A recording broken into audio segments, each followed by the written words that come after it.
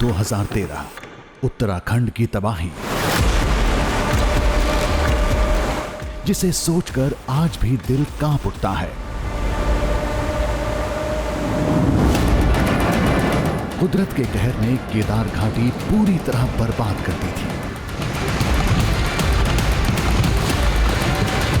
तब विशेषज्ञों ने आशंका जताई थी, हिमालय में इस विनाश का असर लंबे समय बाद दिखेगा।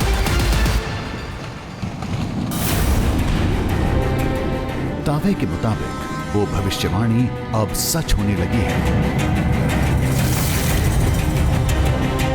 हिमालय बदल रहा है, असर दिखने लगा है।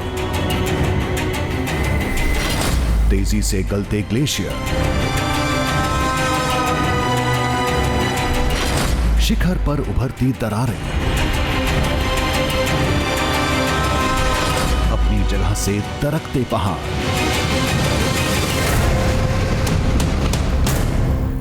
इतना ही नहीं, बताया जा रहा है कि कुदरत की इस करवट ने गोमुख ग्लेशियर को बदल कर रख दिया है। हिमालय की जिस कोख से गंगा की धारा फूटती है, उसकी आकृति अब गाय के मुख जैसी नहीं रही। दिशा भी बदल गई है, वो तेजी से पीछे खिसकता जा रहा है। जब मैं लास्ट टाइम इधर आया था तो गोमुख ग्लेशियर टोटली दूसरी तरफ था और आज जो है दूसरी तरफ है। यहाँ पे गोमुख जो मुख्य धारा निकलती है यहाँ से, वो हर वर्ष कुछ ना कुछ थोड़ी पीछे खिसकती है। हम लोग ये लॉन्ग टाइम 75 ईयर डेटा को एक साथ में देखते हुए ये देखा है, वो 15 to 20 मीटर पर ईयर में पीछे रिट्रीट हो रहा है।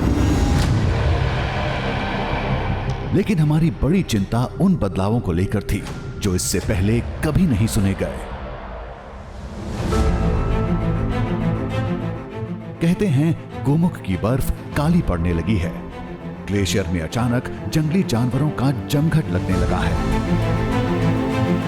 यहाँ पे काफ़ी सारा जंतुओं जो है उसको दिखाई पड़ता है, जैसे वरल हुआ, तेंदुआ हुआ, भालू भी है। अभी सीधा सामना बरल से हुआ है। ये सामने जो आपको जानवर दिख रहा है, इसे अंग्रेजी में ब्लू शिप और यहाँ के लोग बरल कहते हैं। गोमुख जा रहा है कि देवता बहुत गुस्सा में है। इसके बाद गोमुख पीछे जा रहा है। गोमुख ग्लेशियर कितना पीछे चला गया है, उसका आकार कितना बदला है, वहां की बर्फ काली क्यों पड़ रही है, वहां जंगली जानवर कहां से आए। सवाल कई थे और मंजिल सिर्फ एक, गोमुख। लेकिन आज ये सफर गोमुख पर खत्म नहीं होगा, उसके आगे जाएगा, उस शिवलिंग पर्वत तक जहां स्वर्ग से उतरी गंगा की धारा को महादेव ने अपनी जटाओं में रोका था।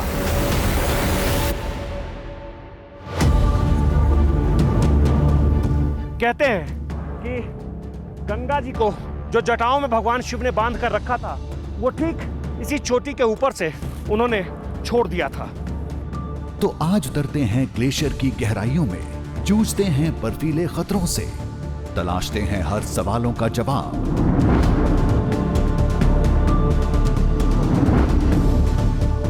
और खोज कर लाते हैं आज के गोमुख का दृश्य।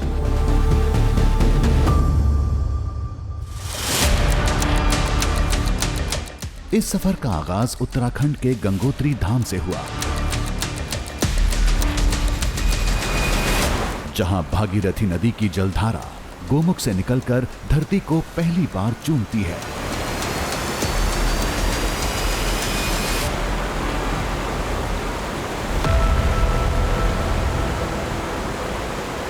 तकनीकी तौर पर भले ही इस नदी को देवप्रयाग के बाद गंगा का नाम मिलता है, लेकिन लोगों के लिए गोमुख से लेकर गंगा सागर तक इस नदी की हर बूंद मां गंगा का रूप है। कहते हैं सैकड़ों साल पहले गोमुख गंगोत्री में हुआ करता था, लेकिन आज यहां से 22 किलोमीटर दूर है। गंगोत्री मतलब जिस जगह पर सबसे पहले गंगा नदी उतरी, माँ गंगा सबसे पहले धरती को जिस जगह पर छुआ था उस जगह को गंगोत्री कहा गया, गंगोत्री धाम।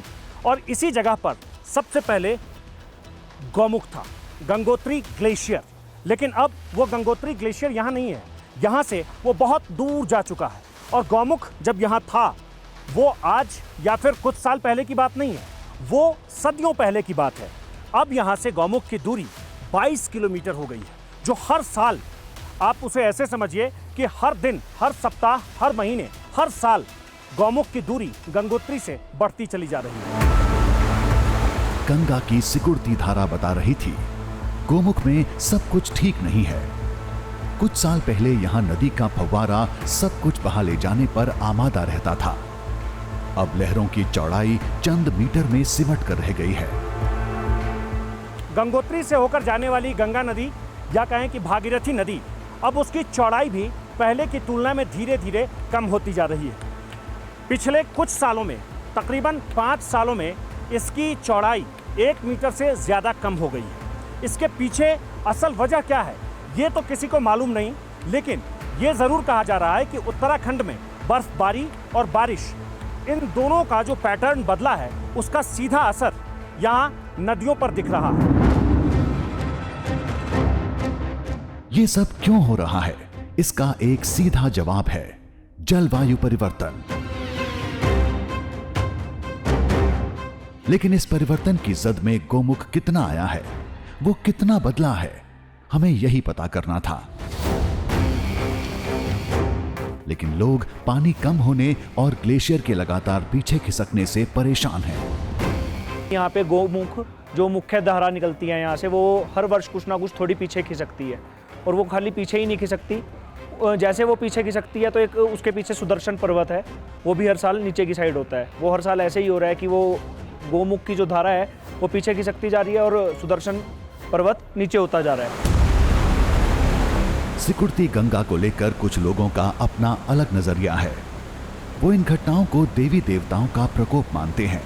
उनके मुताबिक अनदेखी से नाराज गंगा नदी अब वापस स्वर्गलोक जा रही है।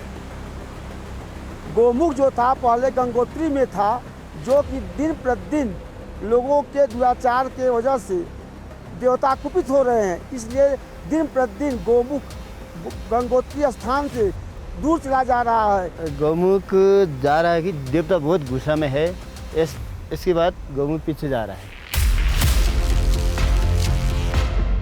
तभी एक हैरान कर देने वाली जानकारी मिली। गोमुख से लौटे कुछ लोगों ने दावा किया, पिछले कुछ सालों से ग्लेशियर इलाके में जंगली जानवरों का जमावड़ा होने लगा है, जो पहले कभी नहीं देखा गया। ये जो गोमुख क्षेत्र है उससे बड़ा बड़ा बोल्डर क्रॉस करके फिर वो गोमुख का जो गुफा है, गुफा में जाना पड़ता है। और इस यहाँ पे काफ़ी सारा जंतुओं जो है उसको दिखाई पड़ता है, जैसे वरल हुआ, तेंदुआ हुआ, भालू भी है। तो कभी भी जाइएगा तो फिर एक झुंड पे जाइएगा, अकेला जाना सेफ नहीं होगा, क्योंकि ये कभी भी कोई अकेला को मिलता है तो फिर उसको अटैक कर देता है। ये सब क्यों और कैसे हो रहा है, इन सब का गोमुख से क्या नाता है? जवाब तो गोमुख पर ही मिलेगा, वही हमारी मंजिल थी। हमें गंगोत्री से चीड़बासा, भोजवासा होते हुए गोमुख जाना था, जिसकी कुल दूरी 22 किलोमीटर है।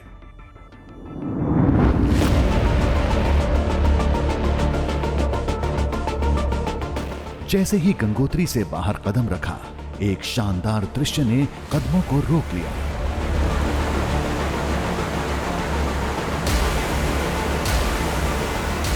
गोमुख से आ रही गंगा का साफ दमकता पानी एक चमकते हीरे की तरह ऊंचे झरने से कुंड में गिर रहा था। इस जगह को सूर्य कुंड कहते हैं। स्कंद पुराण में भी इस बात का जिक्र है सूर्य कुंड का, और उसमें बताया यह गया है कि भागीरथी नदी गौमुख से निकलने के बाद, मतलब जिसे गंगा का उद्गम स्थल कहते हैं, वो गौमुख से निकलने के बाद पहली बार दक्षिण दिशा की तरफ मुड़ती है, इसीलिए इस जगह को सूर्य कुंड कहा गया है।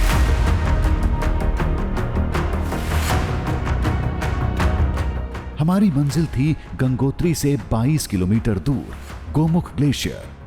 मकसद था कई पहेलियों को सुलझाना। आज का गोमुख कैसा दिखता है, वहां की बर्फ काली क्यों पड़ने लगी है, जंगली जानवरों के जमघट का क्या राज है।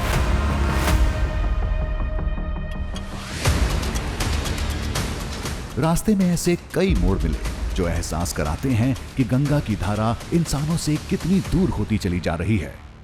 पीछे जाते गोमुख के निशान आज भी दिखते हैं। इसी जगह पर तीसरा गौमुख था। यहाँ भी ग्लेशियर ऐसा दिखता था जैसे गाय का मुख दिख रहा हो ठीक सामने से, लेकिन अब सब बदल गया है। यहाँ चारों तरफ सिर्फ बड़े बड़े पत्थर हैं, नीचे रेत है और ऐसा लगता है जैसे यहाँ कभी कोई ग्लेशियर रहा ही नहीं। आप अभी जब देखेंगे तो इस जगह को देखकर लगता है कि इन चट्टानों के बीच में पता नहीं कहाँ ग्लेशियर रहा होगा। दूर दूर तक पीछे भी देखने पर या फिर आगे जो नज़ारा दिख रहा है वहाँ भी ऐसा नहीं लगता है कि यहाँ ऐसा कुछ रहा होगा। चीड़ के जंगल में हमारे कदम कुछ धीमे पड़ गए। हम चीड़ बासा में थे। गोमुख के रास्ते में गंगोत्री के बाद ये दूसरा पड़ाव था। 2013 में जब उत्तराखंड में प्राकृतिक आपदा आई थी, तब इस जंगल ने तूफान के असर को बहुत कम किया था। सफ़र में ये आखिरी जगह है जहां हमें ये पेड़ पौधे नज़र आ रहे हैं। इसके बाद हम जैसे जैसे आगे बढ़ेंगे हमें ना तो कोई पेड़ मिलेगा ना ही कोई पौधा मिलेगा। ये सबसे बड़ा कारण है कि ऑक्सीजन की दिक्कत हो जाती है जब आप गौमुख के आसपास पहुंचते हैं। तो इस जगह को चिरवासा कहते हैं।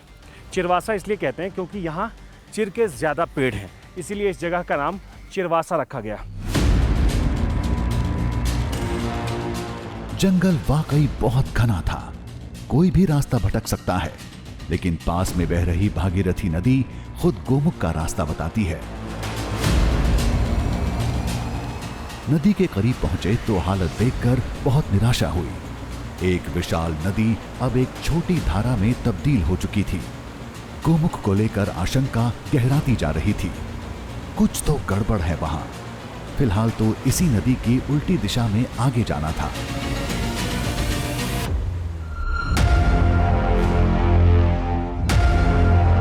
चीड़बासा के जंगलों से निकले तो आगे पथरीले रास्ते पर कदम पड़े।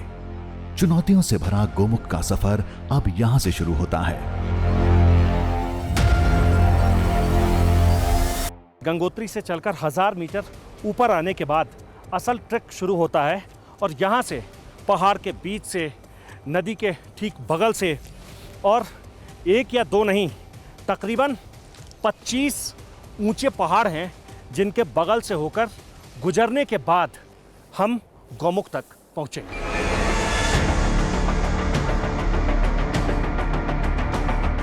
चुनौतियों से ज्यादा गोमुख की पहेलियां दिमाग में दौड़ रही थीं। क्या वाकई गोमुख बदल रहा है? क्या गाय के मुख की आकृति गुफा में तब्दील हो गई है?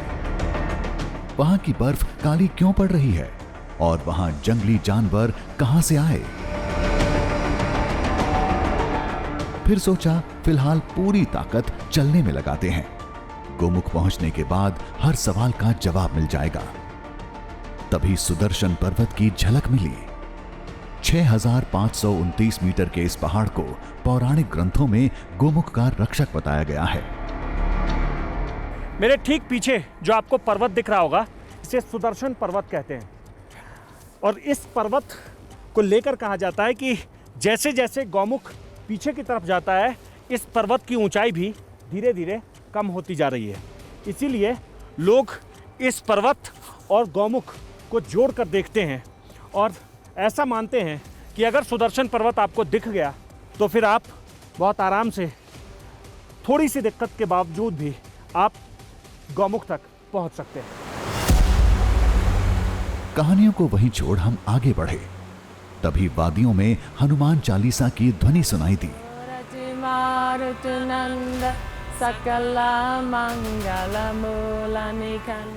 हमने देखा ये एक विदेशी महिला थी जो धुन में रमकर हनुमान चालीसा का पाठ कर रही थी। Banano ragu banu bimala jasu chodaya kupalacha. ये महिला एक ट्रूप का हिस्सा थी जो गोमुख से वापस लौट रहे थे। हमने टीम लीडर से बात की। हमारी आशंका सच होती दिखी। गोमुख का स्थान, रूप, सब कुछ बदल चुका है।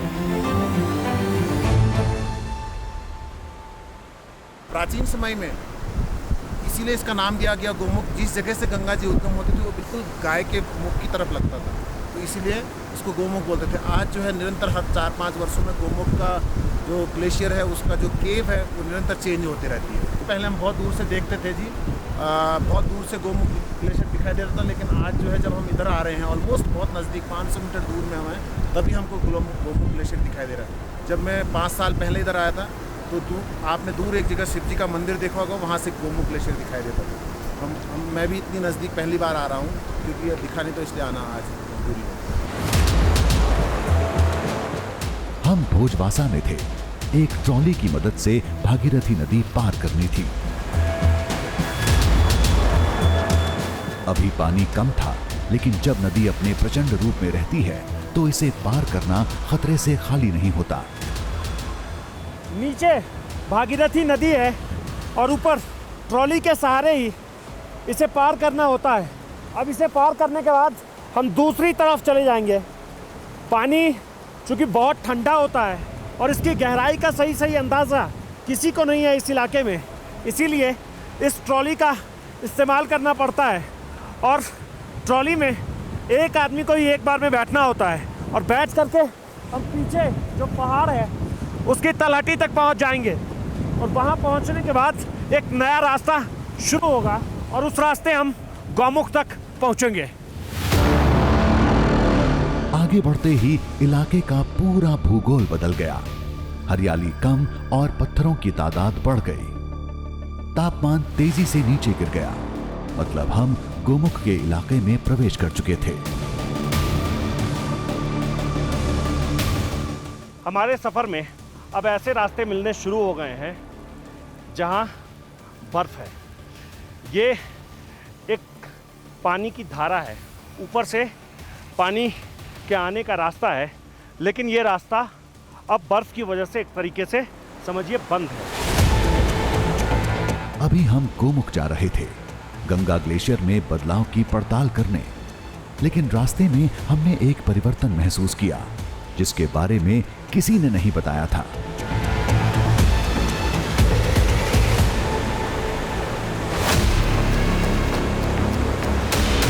आज से कुछ साल पहले गोमुख के रास्ते में कई बड़े पहाड़ और चट्टान थे, लेकिन कुदरत के कहर ने पहाड़ों को गिराकर मैदान बना दिया।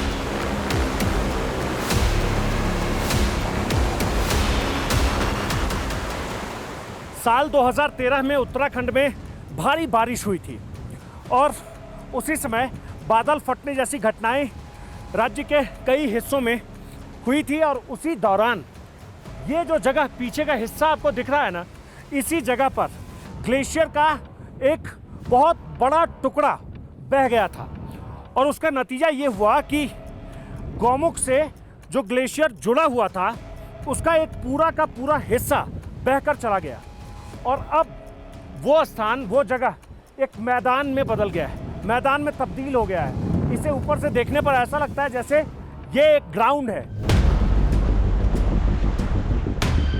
2013 में 16 और 17 जून की तबाही ही कुछ ऐसी थी। अचानक काले बादल छा गए, दिन में रात हो गई थी।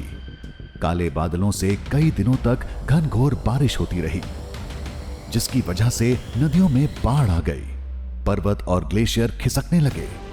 फिर एक ऐसी तबाही मची कि कई पहाड़ और गांव नक्शे से हमेशा के लिए मिट गए, जिसका असर आज गोमुख की इस धरती पर साफ दिखता है। अब हम मंजिल के बेहद करीब थे।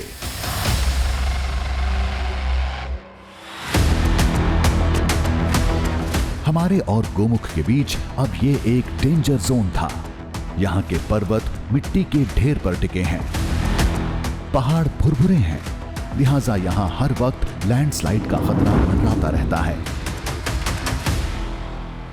जब आप इधर देखेंगे ना ऊपर, तो आपको लगेगा कि जैसे मिट्टी का ये पहाड़ है और इसके ऊपर बड़े बड़े चट्टान हैं, और वो अगर एक भी नीचे खिसक कर आ गए तो फिर खुद को बचा पाना, खुद को सुरक्षित रहना और इन रास्तों से निकल पाना बहुत मुश्किल हो जाता है। इसीलिए इस जगह को, जिस इलाके से हम आगे बढ़ते चले जा रहे हैं, इस इलाके को सबसे खतरनाक माना गया है। खतरनाक इसलिए भी माना गया है क्योंकि कई दफ़े इन जगहों पर लैंडस्लाइड जैसी घटनाएं हुई और उसके बाद रास्ता पूरी तरह से बंद। और रास्ता अगर पूरी तरह से बंद हो गया तो आप ये समझ लीजिए कि हमारी ये यात्रा फ़िलहाल यहीं रुक जाएगी।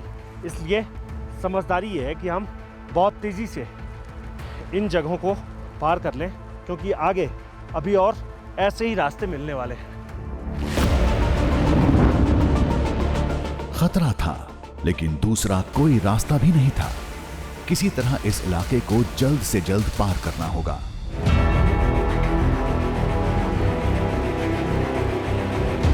तभी एक बड़ी चट्टान के पीछे कुछ दिखा। कोई जानवर था, एक नीचे भी था।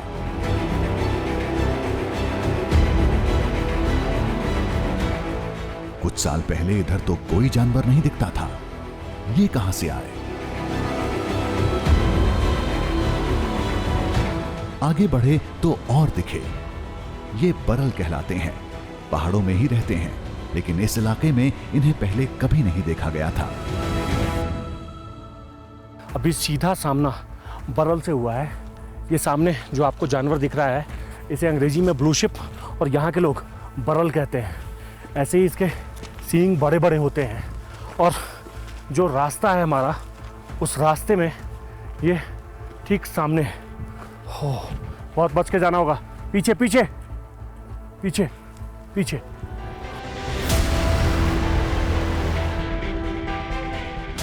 वैसे ये खतरनाक नहीं होते, लेकिन खतरा महसूस होने पर अपने सींग से इंसान को जख्मी कर सकते हैं।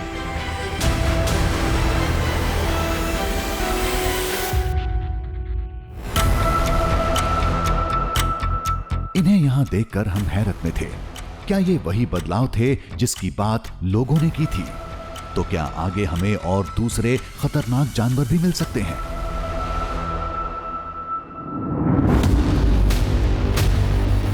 अब जो होगा देखा जाएगा। वैसे भी हम अब गोमुख के बेहद करीब थे। बर्फ से लगी सफेद चोटियां बिल्कुल करीब दिखने लगी थीं। हर मुश्किल को पीछे छोड़ा, हर बाधा को पार किया। तब जाकर हमें गोमुख ग्लेशियर की पहली झलक मिली, जो दिखने में बर्फ कम, मिट्टी का पहाड़ ज्यादा लग रहा था। ये जो आप हिस्सा देख रहे हैं, बड़ा सा चट्टान जो आपको दिख रहा होगा, ये गोमुख का ग्लेशियर है।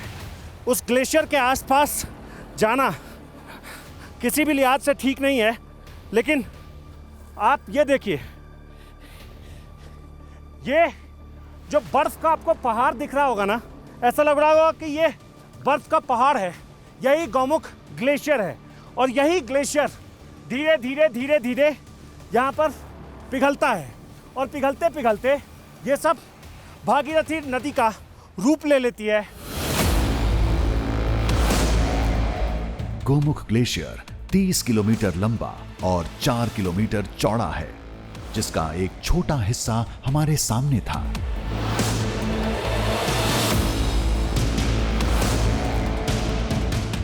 ग्लेशियर से टपकती हर एक बूंद भागीरथी यानी गंगा नदी का हिस्सा बनकर यहां से 2600 किलोमीटर दूर बंगाल की खाड़ी तक का सफर तय करती है।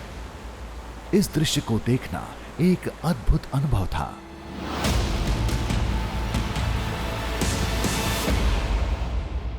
गोमुख के ठीक बगल में ऐसे ही आपको कई सारे ग्लेशियर दिखेंगे।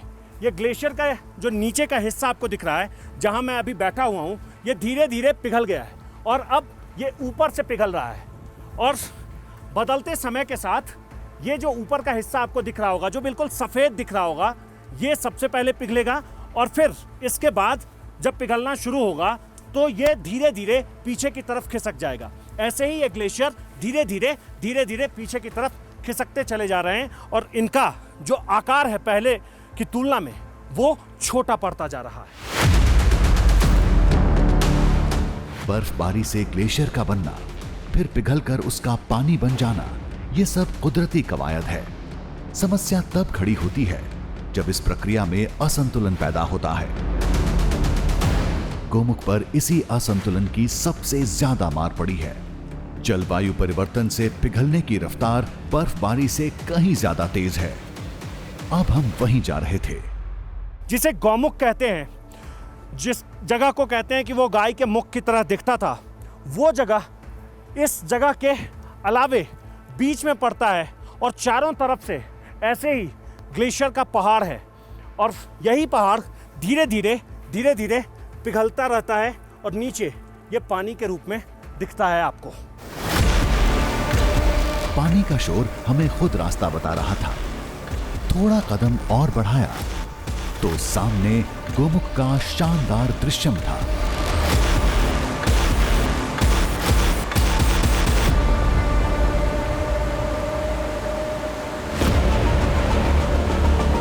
ये हम पहुंच गए गोमुख के करीब। आओ। ये है देश की सबसे पवित्र नदी गंगा का मुख यानी गोमुख।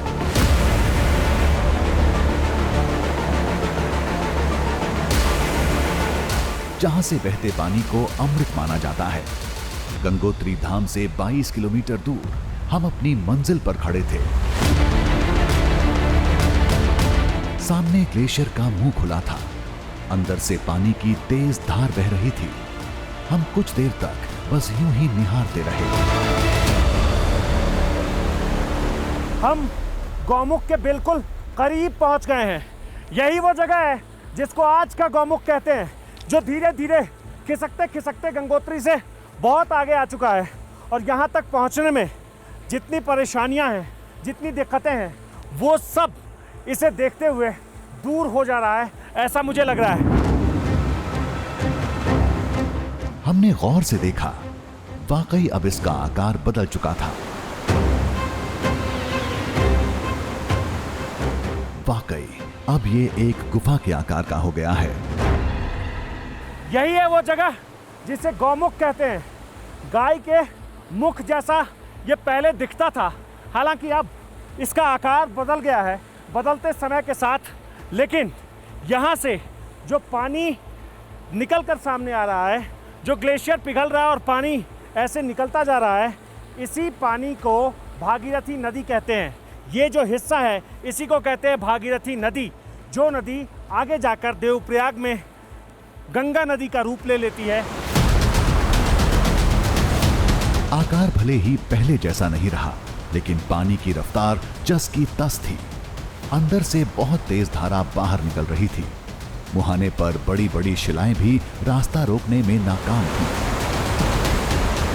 इसके ठीक सामने कई सारे आपको ऐसे चट्टान दिखेंगे जो बर्फ के चट्टान हैं और ये धीरे धीरे उसके ऊपर से नीचे की तरफ गिरते चले जाते हैं। और जब ये यहाँ गिरते हैं तो सब ऐसे ही इकट्ठे रहते हैं। जैसे आप पहाड़ों पर बड़े बड़े चट्टान देखते हैं पत्थर के, वैसे ये बर्फ के चट्टान हैं और ये धीरे धीरे यहीं से ऊपर की तरफ से ये नीचे गिरते हैं। और इनके नीचे गिरने की वजह से होता ये है कि इसका जो स्थान है वो धीरे धीरे पीछे की तरफ खिसकता चला जाता है। हमने गौर से देखा, ग्लेशियर की बर्फ थोड़ी मटमैली, कहीं कहीं काली भी नजर आ रही थी। लोग शायद इसी बदलाव की बात कर रहे थे। इसकी एक खास वजह है, यहाँ के पहाड़ों में मिट्टी के अंश बहुत ज्यादा होते हैं, जो बर्फबारी के बाद ग्लेशियर में समा जाते हैं। जब बर्फ कम पड़ती है तब मिट्टी के अंश दिखने लगते हैं। लेकिन एक सच ये भी है, कम बर्फबारी की वजह से गोमुख लगातार पीछे जा रहा है। यहाँ से गंगोत्री ग्लेशियर करीब 30 किलोमीटर लंबा बचा हुआ है और इसकी चौड़ाई करीब 4 किलोमीटर है। लेकिन जो इसकी रफ्तार है, जिस तरीके से ग्लेशियर पिघलते जा रहे हैं, जिस तरह से ये पीछे की तरफ खिसकता चला जा रहा है, वो लोगों को हैरान ज़रूर कर रहा है। आज से 5 साल पहले गंगोत्री से गौमुख की दूरी 17 किलोमीटर थी, लेकिन अब 5 साल बाद ये दूरी 22 किलोमीटर हो गई है।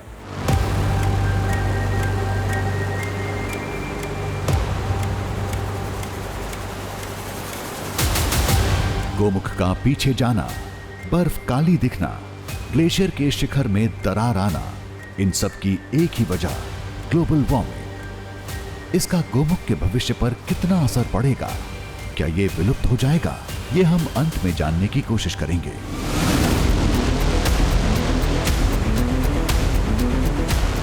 लेकिन जैसा हमने पहले बताया था, ये कहानी आज गोमुख पर खत्म नहीं होगी। हम इसके आगे जाएंगे, जहां भागीरथी नदी से जुड़े कई साक्ष्य आज भी मौजूद हैं। उससे पहले इस नदी से जुड़ी पौराणिक कथा को जहन में ताजा करना होगा। जब श्री राम के पूर्वज राजा भागीरथ ने कड़ी तपस्या करके मां गंगा को स्वर्ग से धरती पर बुलाया था, गंगा की तेज धार को भगवान शिव ने अपनी जटाओं में रोका। ठीक 32 दिन बाद जटा से निकलकर गंगा की धारा पृथ्वी से टकराई थी। दावे के मुताबिक यही वो पर्वत है जिस पर राजा भागीरथ ने कड़ी तपस्या की थी।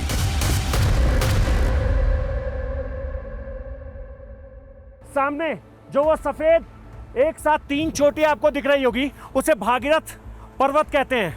और ऐसा माना जाता है कि गौमुख के ठीक पीछे जो ग्लेशियर वाला पहाड़ है, उसे भागीरथ पर्वत कहते हैं। और इसकी कहानी यह है कि यहीं भागीरथ ने तप किया था, यहीं उन्होंने तपस्या की थी। और 3 चोटियां इसमें दिखती है, जिसे ब्रह्मा, विष्णु और महेश के नाम से जाना जाता है। साथ ही यहीं पर भागीरथ ने तपस्या की थी और यहीं से शिव से उन्होंने इस बात की आराधना की थी कि आप पृथ्वी पर गंगा मैया के आने से पहले आप उन्हें अपनी जटाओं में बांध लें। जहां भगवान शिव ने मां गंगा को अपनी जटाओं में रोककर छोड़ा था, वो शिखर गोमुख से पीछे था, जिसे आज शिवलिंग पर्वत कहते हैं। हम वहीं जा रहे थे। गोमुख के पीछे का नजारा अजीब था। कहीं दलदल थी, कहीं बर्फ पिघल रही थी, तो कहीं धूल भी उड़ रही थी। अब तक हो सकता है कि गौमुख देखा हो, लेकिन गौमुख के पीछे का हिस्सा कैसा है यह आपने नहीं देखा होगा। तो गौमुख के पीछे का हिस्सा ऐसा ही है और ये करीब 30 किलोमीटर में फैला हुआ है, जो अभी भी माना जाता है कि हिमालय में जितने भी ग्लेशियर हैं उसमें सबसे बड़ा ग्लेशियर है। दलदल को पार करके आगे बढ़े तो पौराणिक शिवलिंग पर्वत अब हमारे सामने था। मान्यता के मुताबिक जहां महादेव ने स्वर्ग से उतरी मां गंगा की धारा को अपनी जटाओं में रोका था। ये जो चोटी दिख रही है, इसकी कहानी बहुत प्रसिद्ध है। इसे शिवलिंग पहाड़ कहते हैं। शिवलिंग पहाड़ मतलब भगवान शिव का पहाड़। अब आप सोच रहे होंगे कि इसे शिवलिंग पहाड़ क्यों कहते हैं। तो इसके पीछे की कहानी ये बताई जाती है कि भगवान शिव यहीं ऊपर बैठे थे और तब उन्होंने अपनी जटाओं में जो गंगा जी को बांध रखा था, इसी चोटी के ऊपर से उन्होंने छोड़ा था। शिवलिंग पर्वत गोमुख का सबसे ऊंचा पहाड़ माना जाता है। कहते हैं इसकी चोटी से बर्फ कभी गायब नहीं होती। यही वजह है कि लोगों को इसमें गहरी आस्था है और शिखर में भगवान शिव का प्रतीक नजर आता है।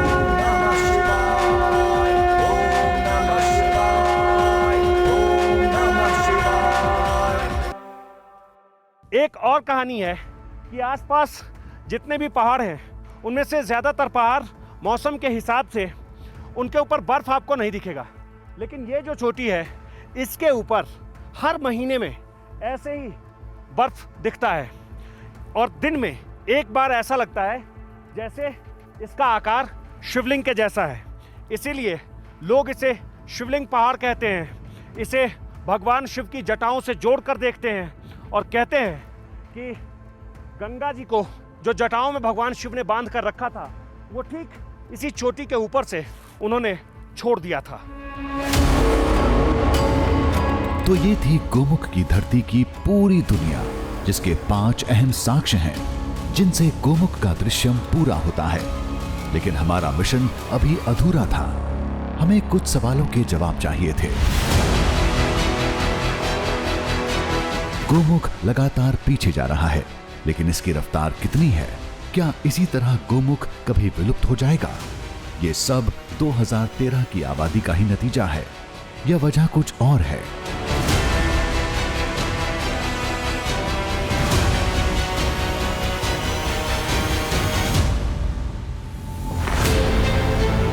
इसके लिए हम देहरादून में बाडिया हिमालय भूविज्ञान संस्थान पहुंचे, जो पिछले कई सालों से हिमालय के ग्लेशियर पर निगरानी रखता आ रहा है।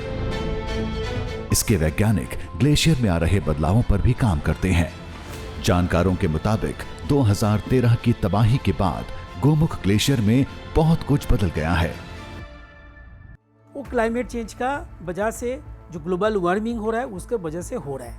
तो जब टेम्परेचर इंक्रीज हो रहा है तो टेम्परेचर इंक्रीजिंग का इफेक्ट यही है जो ग्लेशियर सिंक हो रहा है। एंड ये श्रिंक हम लोग भी मेजर करके देखे हैं, जिसको माउथ है एक ग्लेशियर्स का 1935 में जहाँ था, अभी हम लोग जहाँ पर देख रहे हैं कितना मीटर वो पीछे हट के गया है। तो हम लोग ये लॉन्ग टाइम 75 ईयर डेटा को एक साथ में देखते हुए ये देखे हैं वो 15 to 20 मीटर पर ईयर में पीछे रिट्रीट हो रहा है। तो क्या माना जाए? जो आशंका जताई जा रही है, एक दिन वो बात सच हो जाएगी। गोमुख धीरे धीरे हिमालय से विलुप्त हो जाएगा, तो जानकारों ने इसे खारिज कर दिया। गोमुख विलुप्त होने का बारे में तो अभी कहना बहुत ही इमेच्योर होगा, क्योंकि अभी हम लोग कभी कभी देखते हैं बहुत ज़्यादा स्नो अकुमुलेशन होता है। अभी क्लाइमेट चेंज का वजह से दो चीज़ हम लोग एक्सपीरियंस कर रहे हैं आजकल, बहुत ज़्यादा बारिश भी हो रहा है और विंटर में बहुत ज़्यादा स्नो अकुमुलेशन भी हो रहा है। तो इस रेट से जो रिट्रीट हुआ है, इससे हम ये नहीं कह सकता है वो कम्प्लीटली विलुप्त हो जाएगा। देवी देवता नाराज हैं, गोमुख वापस स्वर्ग जा रहा है, ऐसा कहने वाले लोगों का डर अपनी जगह वाजिब है। भले ही गोमुख पर विलुप्त होने का खतरा फिलहाल नहीं है, लेकिन कुदरत की करवट ने गंगा की धारा को तो जरूर प्रभावित किया है। माना कि ग्लेशियर का जमना और पिघलना एक सतत प्रक्रिया है, लेकिन दिनों दिन कम होती बर्फबारी और बढ़ते तापमान ने एक असंतुलन पैदा कर दिया है, जिसकी वजह से गोमुख जैसे ग्लेशियर्स खतरे में हैं, जिनसे निपटने के लिए डर की नहीं, जागरूकता की जरूरत है।